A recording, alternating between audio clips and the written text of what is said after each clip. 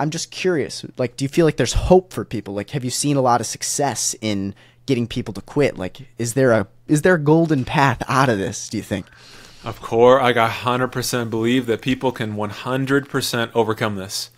Because again, this is the difference between the approach that I really like versus the more traditional one, which says that once an addict, always an addict. Oh, you're going to struggle with this forever, and you just have to manage this. I completely disagree with that, because I've seen so many people break through once they understand what's driving this. Like, I don't know, nobody says this about any other, like, if somebody struggles with smoking, let's say, you don't identify as like an addict to cigarettes. You don't describe yourself as like, I'm just a smoker.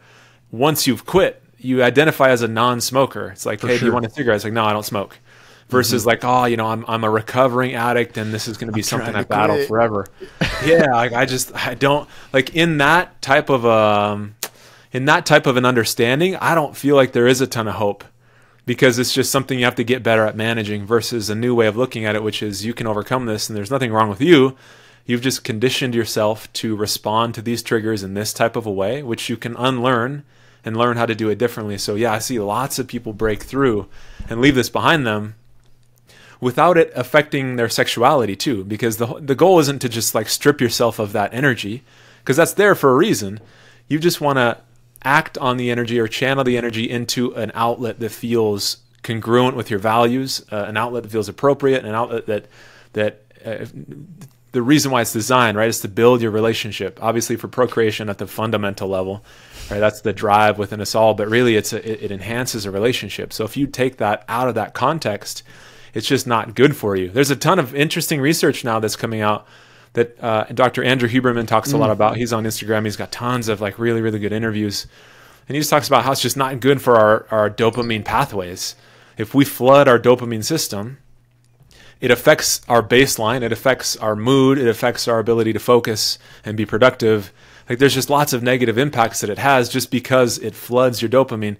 You take morality out of it, right? I think the porn industry facilitates trafficking. It facilitates so many negative things, you know, abuse of women. Like it's just, I personally just think it's bad all around.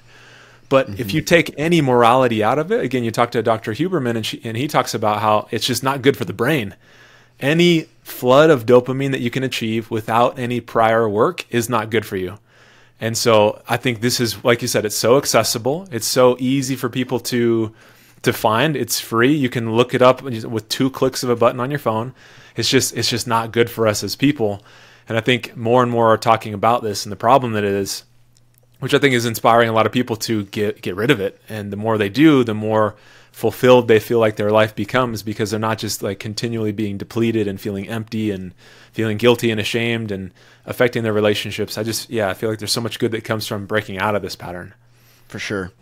Yeah, I remember hearing Huberman explain it, and he explains it well, where it's like, you know, you're flooding your brain with so much dopamine, and then afterwards you actually don't go to baseline. You're like plummeting below. And then it's like, oh, that doesn't sound good. I don't even fully know what that means, but I could totally see afterwards that I'm just feeling so down in the dumps. I'm ashamed. I feel as if I have to hide parts of myself, so I'm not even like proud of who I am.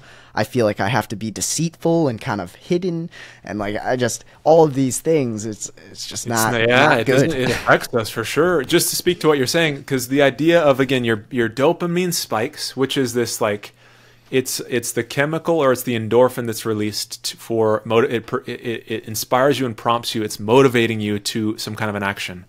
And so it feels good, right? If you think about it in terms of like, I don't know, early man type of a scenario, right? It's you're like, let's say you're out hunting and you see the trail, you get a spike of dopamine. It's like, I'm on the right trail. I'm going to pursue this because it's food or it's shelter or it's water. You get a spike of dopamine to give you energy, and you get adrenaline, and there's this like boost that it gives you. So it's there for a reason. And then once you catch the thing, that it rewards you of like, oh, that effort that I put in, I got this benefit. It just trains you that's how you find, again, whatever your needs are. And sex is no different, right? There's dopamine, there's feel-good chemicals for obvious reasons, right? It's like procreation, and it's the way that our species is designed to perpetuate itself. And so there's rewards related to that. But the more you get stuck in that pattern and you link it to a screen and you link it to masturbation, you do this alone, again, so what he talks about is the dopamine will spike, and then it crashes below baseline, which means pain and pleasure are processed in the same part of the brain. He says they're like a teeter-totter.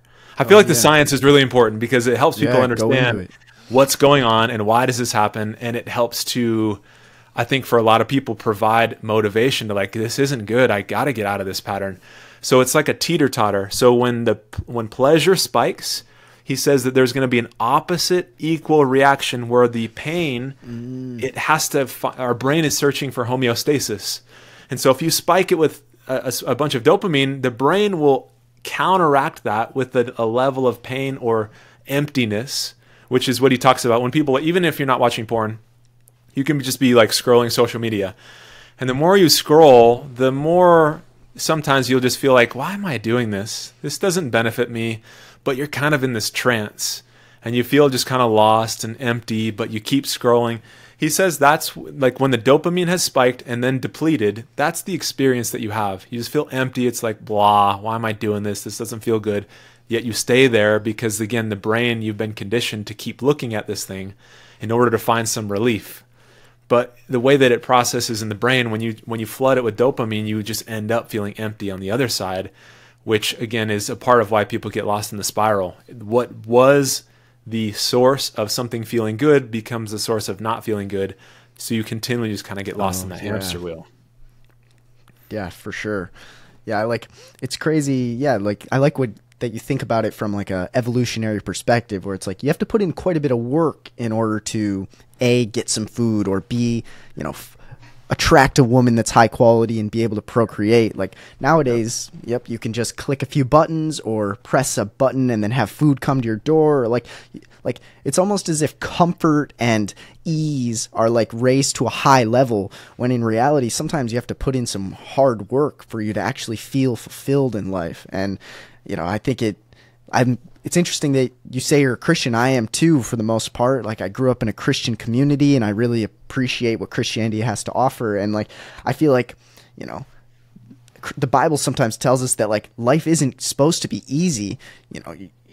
Easy things, or nothing good comes easy. Sometimes you have to take the narrow route that's hard, that's going to be filled with challenges for you to actually reach fulfillment or have a closer relationship with God, or be closer to what Jesus was in some sense. And but if you're just taking the shortcut, the easy route each time, you might get those quick hits of dopamine, but you're not going to be fulfilled over the long term. And your character is probably not going to be that great at delayed gratification. You're going to become impatient, irritable when you don't get that quick fix. And so, as a person who's trying to build character and be a leader to other men, it's I'm seeing that just taking these shortcuts is not the best path. You got to take the long road that's hard sometimes.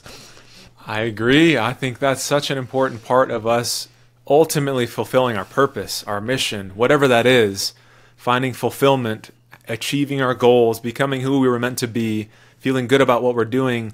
All that comes through hard work. Again, and it's not easy, it's not comfortable, which is why I think, again, this is it's a multi-billion-dollar industry for a reason. People just get lost in this trap and start to feel good when they get this chemical release, but it undercuts who they can become because they're training themselves to get flooded with dopamine and with these rewards without doing any work. So when work is required, we're not used to that. So it's I don't want to do that. It's too heavy. It's too overwhelming. It's too stressful.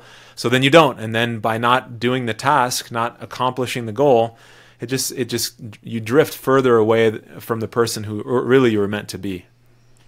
For sure. Yeah, it's well said.